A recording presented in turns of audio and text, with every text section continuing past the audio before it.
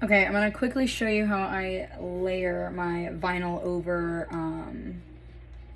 my water slide over vinyl.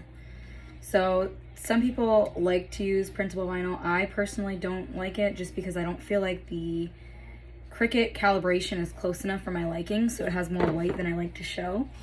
This particular image does have a white outline, so you will see that on this one, but a lot of them I get as close as possible so you really don't see that overhang or underhang. I don't know what you want to call it.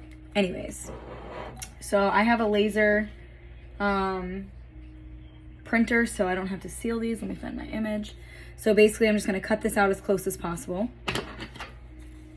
And then we'll dip it in our water.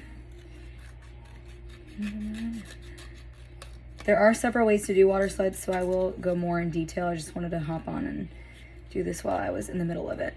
So I literally just uploaded the same image to Cricut Design Space and did it as a cut image, so it was just the silhouette, just like that.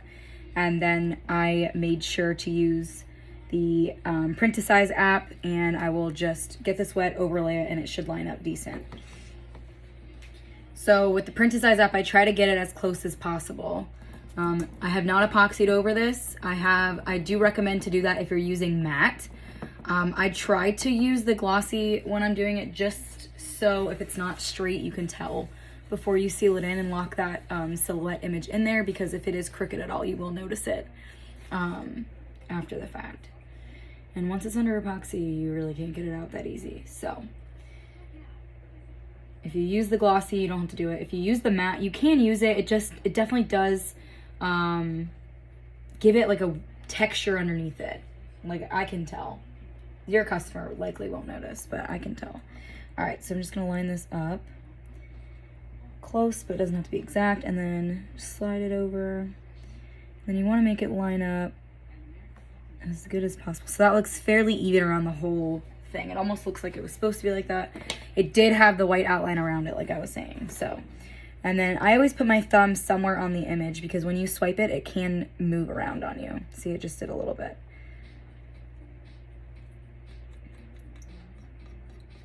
So you will get all the water out like normal. You turn it around. I put my thumb on the other side again, just in case. You never know.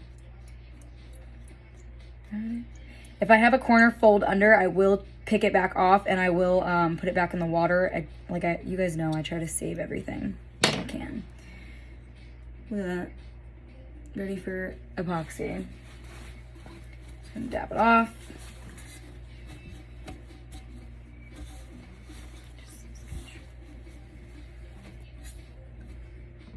Easy peasy, guys. Work smarter, not harder. Okay?